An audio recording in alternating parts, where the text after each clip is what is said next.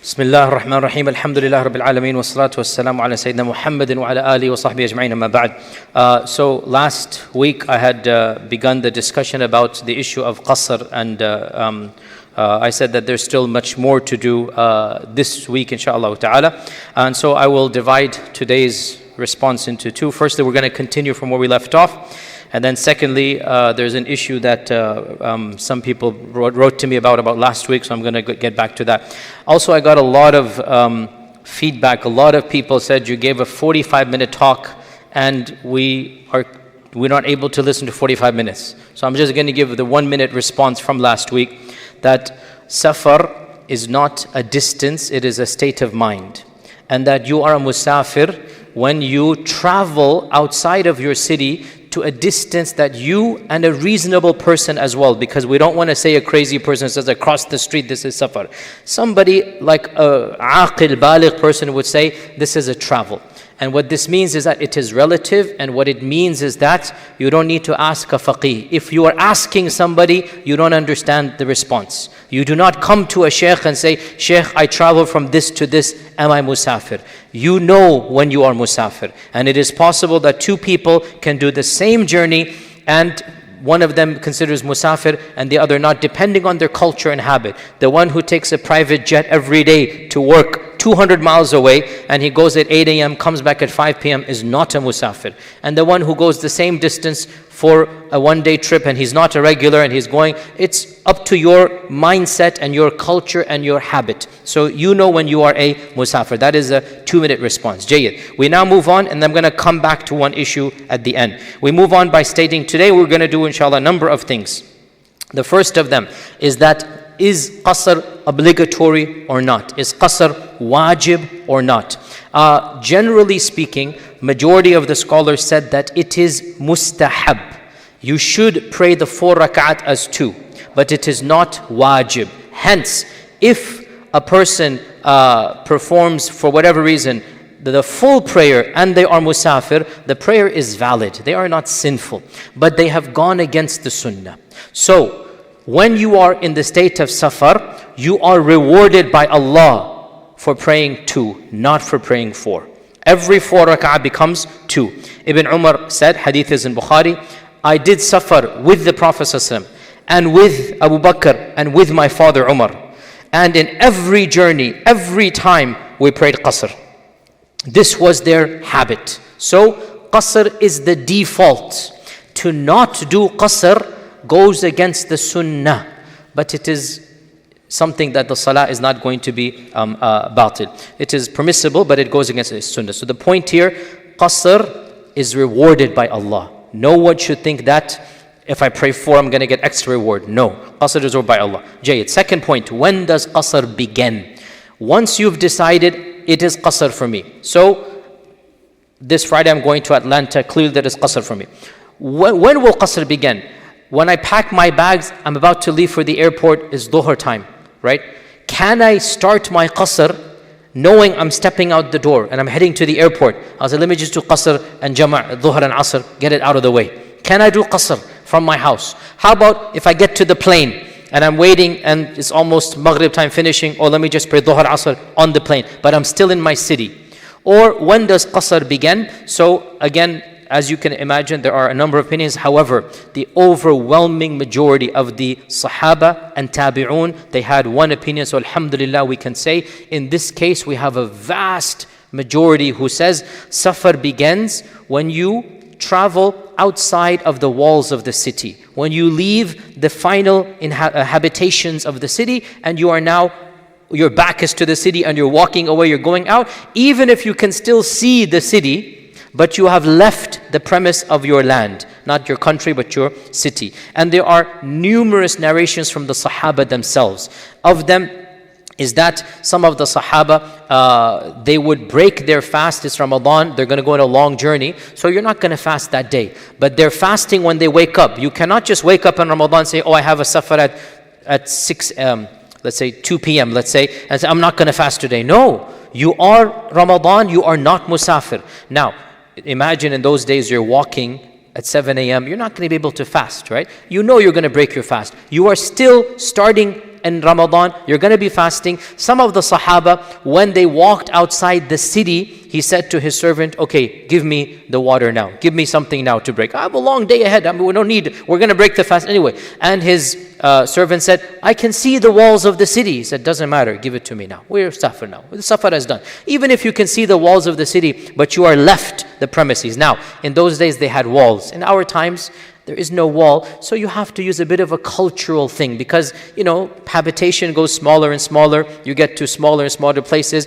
but there is still something called the overall city of Dallas. And it's not an exact line, but you get the point that when you have left and you feel that, okay, now I am no longer in my city of residence, then safar can begin, and that is when you can start your qasr when you do that. And this is proven in actually a hadith of Anas ibn Malik that he said that we prayed dhuhr 4 rak'ah in Medina. This is going for Hajj. Then when we got to Dhul Hulayfa, we prayed 2 rak'ah. Dhul Hulayfa is literally a 10-minute drive from Medina. It's definitely not 4 burud or 16 farsakh, not at all. Dhul Hulayfa is 10 minutes. Those of you that have done Umrah from Medina, you know this. Dhul Hulayfa is literally outside, but it is outside the city. So Anas says, in Medina we prayed 4. When we got to Dhul Hulayfa, we prayed 2. Even though you haven't gone the distance, even if you followed the 4 burud or whatever positions, you're still within that, but safar has begun. So safar, when does it begin? It begins when you leave the area, city of your inhabitants. This is the second point. The third point, a lot of times questions comes about musafir praying behind muqim, muqim praying behind musafir, etc. I just want to do this quickly, that pretty much there is unanimous consensus in this regard that if a musafir is praying behind a muqim, you are traveling, you have the permissibility to pray 2 rak'ah, but you come to a masjid. Now the imam is not traveling and the imam prays 4. Pretty much, I would say, there's 1 or 2, but essentially by unanimous consent, almost, you must pray 4 rak'ahs. Why? Because in the hadith, the imam has been made to be followed. إِنَّمَا جُعِلَ الْإِمَامُ لِيُؤْتَمَّ بِهِ. Once you join the congregation, you are following the imam. And praying the full 4, it is permissible. It's not haram for you. It's permissible. And following the imam is wajib. So we prefer the wajib over the permissible, because praying 2 is sunnah, praying 4 is jaiz. It's permissible, but it's against, if you were alone, it would be against the sunnah. But now that you're in a jama'ah, you will pray all 4. And the opposite also applies. If the musafir is leading, as we all know, and this is reported from the Sahaba, some of them, they led the salah, and after 2 rak'ah, they finished, and they said that, Inna qawmun ala safar, that we are a people who are traveling, so you continue your salah. So the imam prayed 2 rak'ah, and obviously everybody knows this. If you're not musafir, you don't just get a concession because the imam is praying 2 rak'ah. No, you have to pray the full 4. By the way, that having been said, even though it is allowed for the imam who's musafir to pray 2, some of our scholars have said that if there's like a jama'ah, it would be better for him to pray 4 to not cause confusion. Because these days people don't know fiqh and whatnot, and the imam prays 2 and it's asr or maghrib or isha, like what is going on? It's jaiz for the imam, and in this case the imam, in his heart he wants to follow the sunnah, but for the sake of the congregation, he's like not to make them confused. And me personally, as a rule, if I'm leading in a masjid, if I'm leading 3-4 people, okay, they know, we can tell. But if I'm leading in a masjid, I'm invited everywhere. Every time I lead in a masjid, I never do 2 rak'ah, because there's 200 people, 500 people, and just for my convenience, they're going to make them confused. And our scholars have said this, that the imam has the option. Now you should weigh the pros and cons. So nonetheless, if I were to do this or anybody were to do this, it is jaiz, and the announcement can be made, and the imam will pray 2 and the people behind will pray 4 rak'ah. The next point here is that suppose you are traveling and you are going to reach home, and so you have the option, you're going to reach home within the time of salah. Let's give a simple example. Maghrib comes in, let's say, simplistically at 7 p.m., let's just say. And you will be home by 6 p.m., okay? You will be home by 6 p.m. So you know that you will be able to pray dhuhr and asr at home. You know you can pray dhuhr and asr at home. And you know I can stop on this road and pray, or I can masjid in the street or whatever, in the other area I can pray. You have an option. What should you do? Response, it is completely up to you. The Sharia is neutral. Which one should you prefer? If you choose to stop, you are still musafir, so you will pray 2 and 2. However, if you get home, you are no longer musafir. And even though you are forgiven for the qasr, as we're going to come to in a while, now you must pray 4 and 4. Okay? So, if you stop on the road, even though you can make it home in time, it is permissible. Why? Because Allah Azza wa Jal has linked qasr with safar. And if you are in safar, qasr is allowed. And there is no guarantee. Anything can happen. Your car can break down, a traffic jam. There is no guarantee that you will get exactly on time. So you make an assumption. Therefore, the Sharia does not hold you accountable for your assumption. If you're musafir, you do qasr. And if you get home, you no longer do qasr. So that is the option up unto you. Okay, the next question, which is the long one now.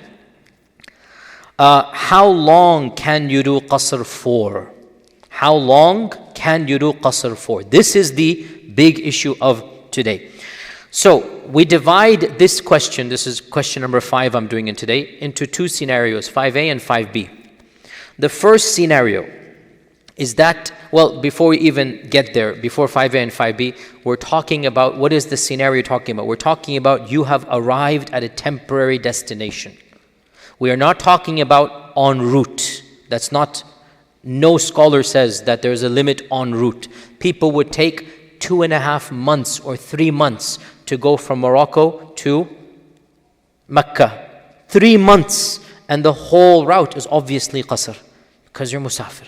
You're walking, riding camel, whatnot. There is no question about the time frame of the safar itself. Okay? And subhanAllah, by the way, these days it takes us less than 17 hours, 15 hours, direct flight, Dallas to Australia. And I've done that flight as well, subhanAllah. Direct flight, and subhanAllah, it took them 3 months to do a 4-hour, 5-hour flight. And Allah's blessings on us, we just do the whole world and we come back, subhanAllah, as Allah's blessings on us. So, point being that nobody is questioning the length of the safar, however long it is, you will do qasr. Now you get to your temporary destination. This is not your house. You are sent by your company to a city for training. Okay, you're visiting friends. You're attending a shadi, wedding somewhere. You're staying for X number of days. You are now in a hotel or in somebody's house. You are no longer on the road. This is the scenario. Okay, understood? Now, this scenario is divided into 2, 5A and 5B. Scenario A. You genuinely do not know when you will be returning, and every day presents the potential of you returning. Now, this is difficult for us to imagine because we book our flights. Let me give you, in the good old days, you had multiple such issues. Of them, you were engaged in an actual war, and you're sent to the front of the line. And every day, you don't know, you might be moving somewhere, you might be staying, you might be attacking, you might be withdrawing. Every day is a state of uncertainty. Another example, which may be realistic, suppose you're driving and it is winter time and you're in a cold place and the roads are shut down because of snow. And you want to leave, but you don't know when the roads will open. Maybe tomorrow, maybe 3 days, maybe 5 days. You don't know. So you wake up every day wanting the road to be open, but you don't know how long. So if you are in a state of uncertainty, in this case, your ruling is the ruling of the actual musafir, because you want to leave or you don't know when you will leave. And it is authentically reported that Ibn Umar and others, they were in Azerbaijan and they did qasr for more than 6 months. Some say, some Sahaba did qasr for 2 years in the battlefield. Like, battlefield means they were on the front lines, moving here, moving there. They're not obviously fighting every day, but they are in the state of the battlefield. Every day, tactical maneuver, this and that. They're praying qasr for 2 years because they're not setting up house. They're not building an apartment complex and getting married and having kids. This is a obvious state of flux. So, if you do not know when you will return, then you will remain in qasr because it is uncertain. It could be you return today. It could be you return tomorrow, a week. You don't know. Now, that scenario is, I think, rare for most of us. The other scenario is going to be the big controversial issue. What if you have a good idea? I'm staying here 5 days. That's my intention. You intend to stay 7 days, 1 week. Your company sends you for an assignment, and it is a 3-month-long assignment. You know it is 3 months. And after 3 months, that's it. You're going to come back home. Or you send for training, 6 weeks training. And you know it's training. So you know exactly how long it is going to be. So this issue is the one that, just like last week, there's lots of opinions. In fact, some ulama have listed 20 opinions on this issue. 20 different opinions. Some have said the duration is 20 days long. Ibn Abbas and Ishaq ibn Rahway said 19 days long. Hadith is in Bukhari that Ibn Abbas said, once I prayed with the Prophet ﷺ 19 days doing Qasr. This was in Tabuk. So if I'm traveling for 19 days, I'll do Qasr. And if I'm traveling for more than that, I won't do Qasr. Who said this? Ibn Abbas, not the Prophet ﷺ. He's deriving from Tabuk that he stayed there 19 days doing Qasr. So that's my limit that I have derived. Other scholars said 17. Others said 13. Al-Awza'i said 12. Ali ibn Abi Talib said 10 days. Hassan al-Basri said 3 days. Rabi'at al-Ra'i said 1 day. If you were going to stay 1 day, you stop praying Qasr. And so in early Islam, we had over 20 opinions about this. How long?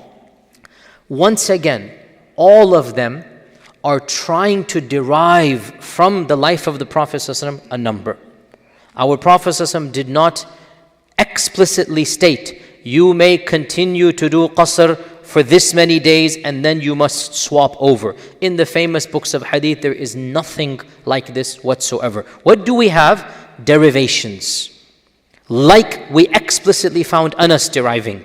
Anas said, I accompanied the Prophet ﷺ for 19 days and we did Qasr.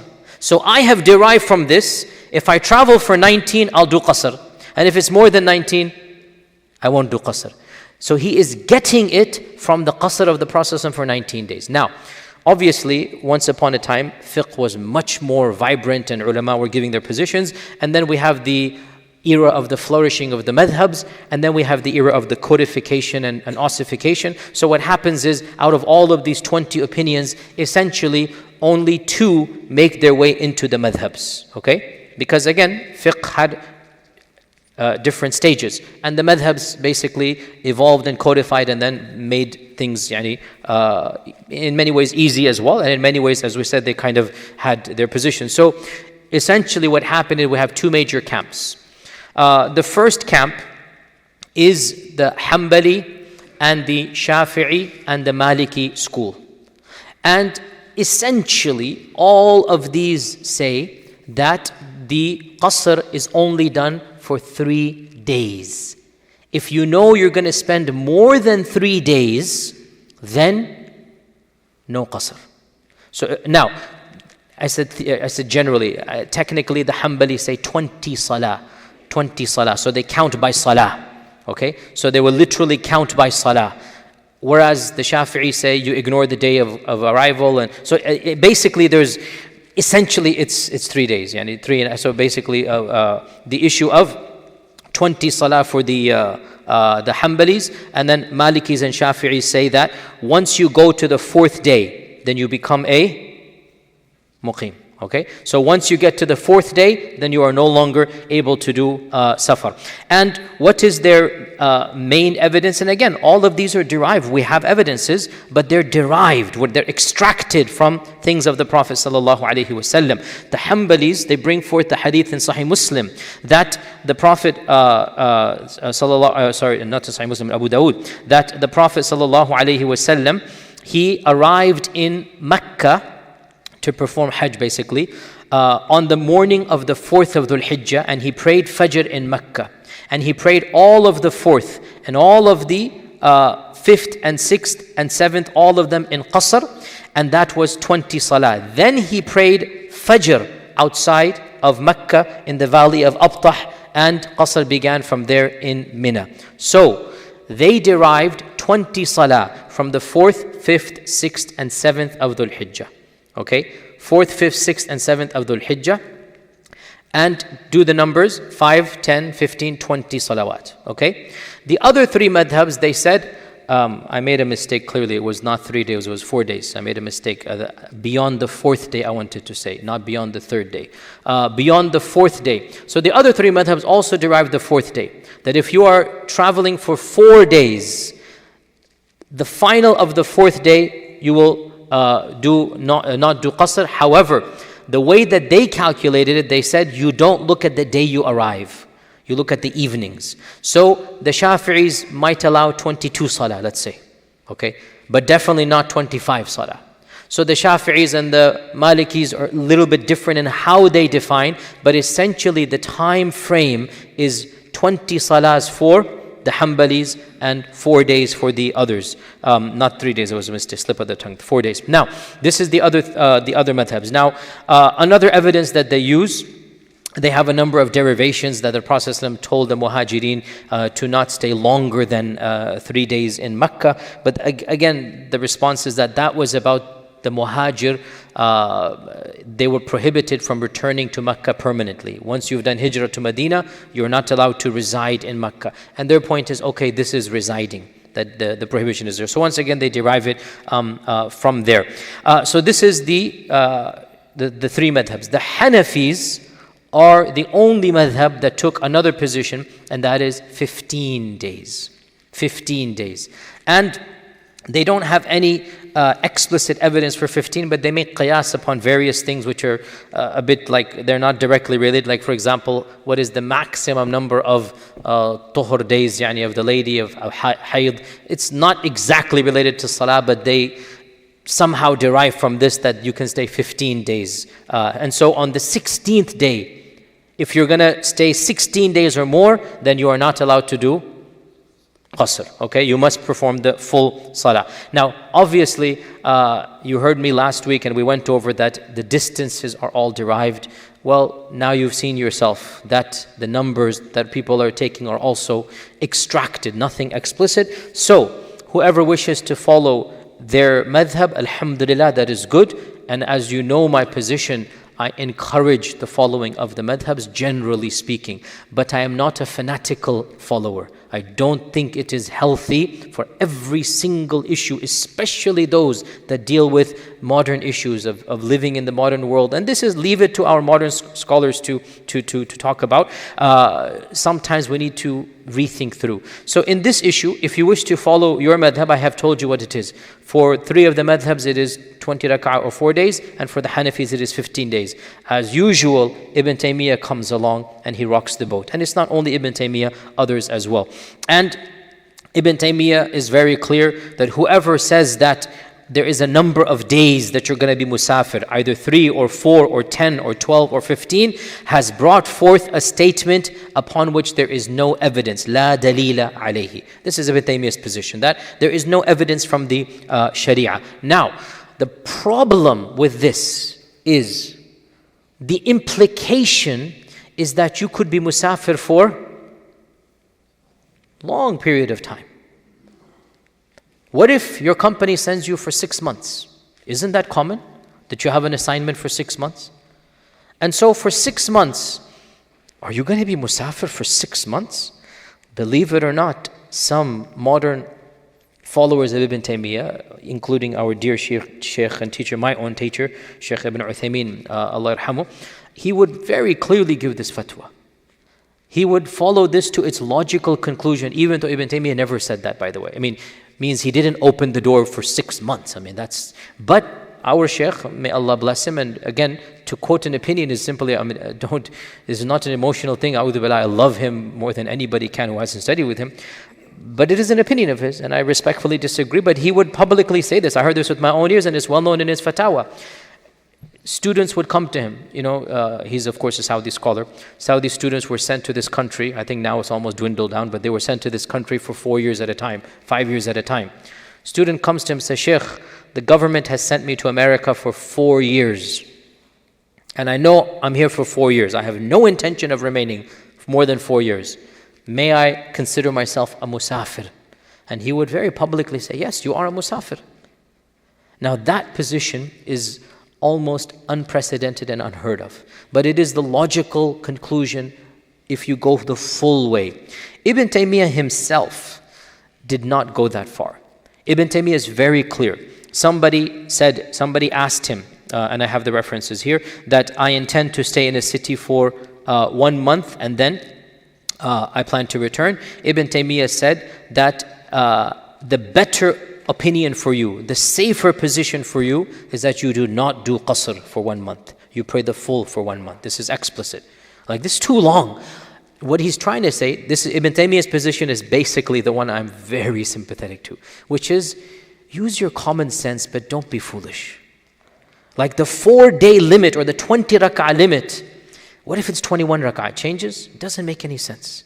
Like, it's too hardcore, or demarcation is too black and white. Now, the defense of the fuqaha is we want that demarcation to be black and white. We want it to be explicit, or else we open the door of confusion. And they're absolutely right, it does. It does open the door for confusion if you want to. That's why Ibn Taymiyyah's fatwa was, whoever wants to stick with 4 days, alhamdulillah, good, that is the majority opinion. But if you are going for a reasonable amount of time. Now, what is the position that I personally follow in my life? The way that I view my safar, if I'm living out of a suitcase, then I'm musafir. If I'm going, at times I have been for 5 days to a city. 5 days is more than the 4-day limit, okay? But 5 days is, for me, complete safar. I am not, however, if somebody were to go and rent an apartment, even if it's a long-term, month-by-month apartment, okay? For example, if somebody goes and finds out where's the masjid, where's the halal food, if somebody goes and enrolls his kids in the school and says, I'm only here for 6 months, but my kids, this is not safar anymore now, So again, it's a logical or reasonable frame of mind. Like, are you even temporarily settling down? In my humble opinion, 6 months, you are settling down. You're going to have a car or means of transportation. You're going to know the restaurants, halal restaurants. You're going to make some friends. Like, you're going to have some social life there. Whereas 4 or 5 days, you might just be in your bubble of corporate and back to the hotel and corporate and back to the hotel. You know what that psychological frame is. So, bottom line, Ibn Taymiyyah's position, if you want to stick to the 4, it's fine.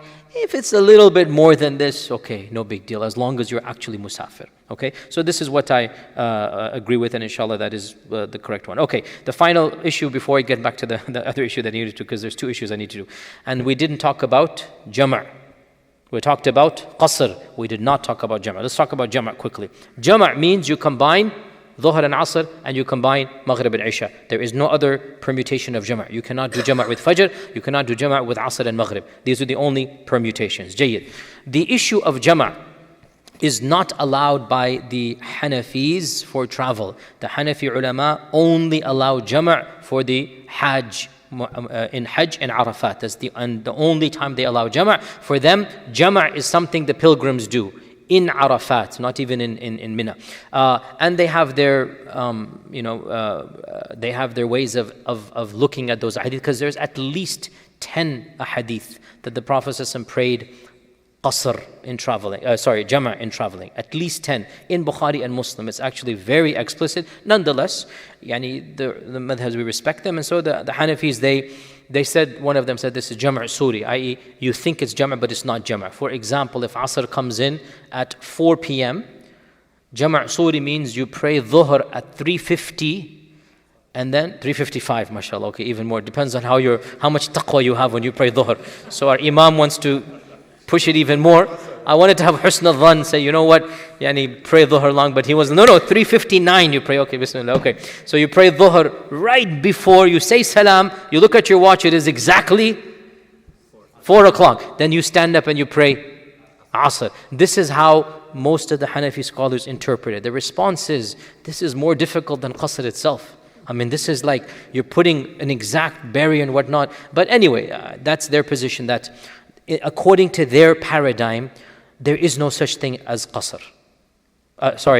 Jama'. According to the paradigm, there is no such thing as Jama' for the Musafir. It doesn't work. Anyway, by the way, this is classical Hanafism. I have many Hanafi teachers who now actually do Jama'. And they say the evidences are too strong. So there must be a current of modern Hanafis that have this. But the standard fatwa that is given is that Jama' is not something that the Musafir is allowed to do. The other three madhabs, of course, they allow jama' for multiple reasons. The Hanbalis have explicitly allowed it for three reasons. Number one, for safar, for travel. That you may do jama' for travel. Number two, they say for a type of sickness or ailment that affects your ability to perform salah on time. For example, the hadith of Hamana bint Jahsh, who was a lady who would constantly bleed, constantly. She had istihada, not hayd, istihada, it's a medical issue. So our Prophet told her to combine the salah. That do wudu once. So for example, the one who has urinary incontinence, he's constantly urine or some issue, or high fever and he cannot concentrate. We're talking about an illness that affects. We're not talking about a little hand cut over there. No, you get the point. Something that affects you. Your wudu is affected. Okay, you have an issue, high fever, something. So it is the majority position that you may do jama' of those salawats. And of course, if you're jama' and musafir, you'll do jama' and qasr. But if you're sick and you're at home, you will do jama' without qasr. Okay? So if you have issue of, let's say, simple example, like, may Allah protect all of us, but constant vomiting and diarrhea. You're najis, you cannot, so you will become tahir quickly. You have only, you don't know when the next bout is going to come. You will pray dhuhr and asr combined. Okay? But in this case, you're not allowed to do 2. You must do 4. So you can combine. This is the second reason. And then the third reason that is allowed, which is explicit in the hadith as well, is allowed in the masjids when there is a weather condition. So if it's snow or raining and the people are praying dhuhr, we will say, you know what? We don't expect you in dangerous conditions to come back. We'll pray asr because you'll get the reward of the masjid. Okay, so we'll pray Asr and Maghrib and Isha as well, pray, and then that's it, you go. Multiple times in life of the Prophet this happened, that it was raining, and of course we're talking about a rain that's in those days, muddy, roof collapsing, this and that. And even in our times, if it's snowing, something happening, we don't want to put people in danger. Anything that's a bit of a, not even life-threatening, but it's common sense. We're not talking about a drizzle, obviously. This is up to the Imam to see what is going on. So in these three reasons, Jama' is allowed as well. Now, one point though. Jama' is allowed, but is it the mustahab thing to do? We said Qasr is mustahab by unanimous consensus. Jama' is not mustahab. Jama' is khilaf al-awla. It is against, even in the other madhabs, especially the Hanbali madhab is very clear on this point. Jama' is not the default. And to not do jama', you will be rewarded. So, the default, you do qasr, yes.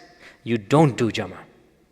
And I have to say, and may Allah forgive me because I take too much laxity in this myself as well. When we do safar, we just take it the default to do jama'. And the default is you do qasr but not jama'. You pray every salah on its time. And Ibn Taymiyyah mentions this, that all of these, he mentions many ahadith, all of these shows that jama' is not from the sunnah of traveling, unlike qasr.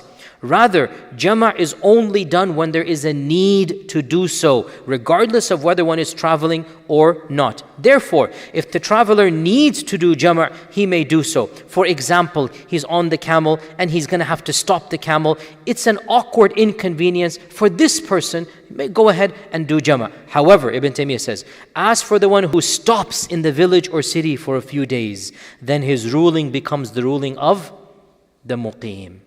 Not for qasr, but for jama'. So he's going to pray dhuhr at its time. How many?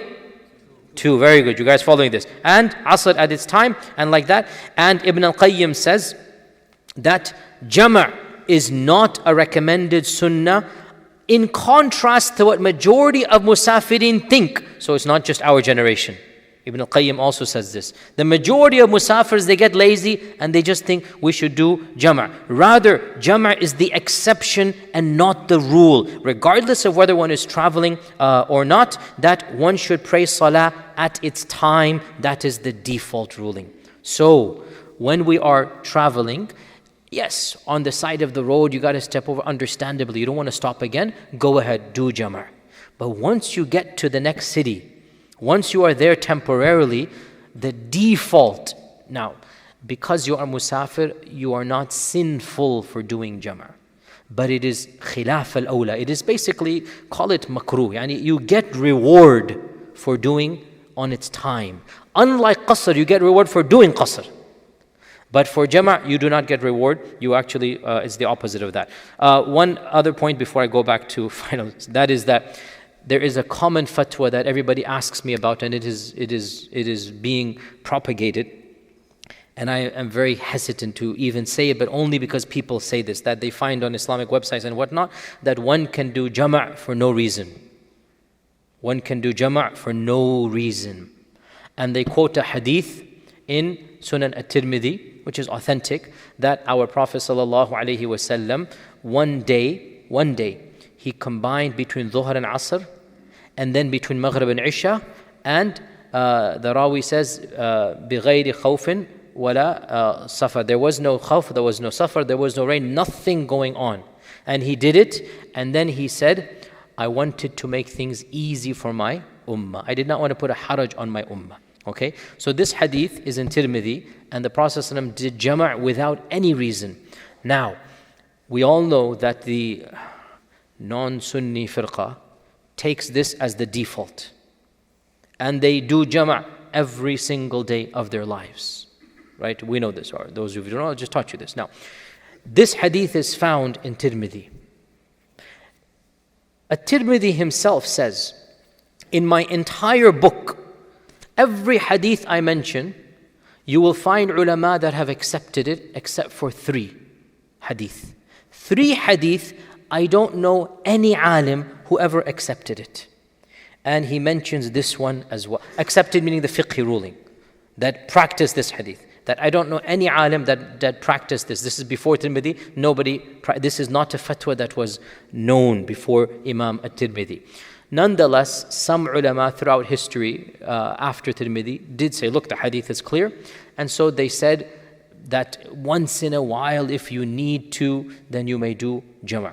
And I am very, very hesitant to open this door, and we should stick with the vast majority of scholars. Now, we are not talking about somebody who has an excuse like, and I've had this come to me, that a doctor is performing an 8-hour surgery, and there's certain types of heart surgeries where you have to be there. You literally have to be there. And I actually, you guys tell me, you don't even take a lunch break in that time? But the doctor said, no, we don't. I said, okay, if that is the case and the guy is going to die, that's a darura of death. You don't even need to get a fatwa. Obviously, in that situation. But if you're going shopping and you want to do jama',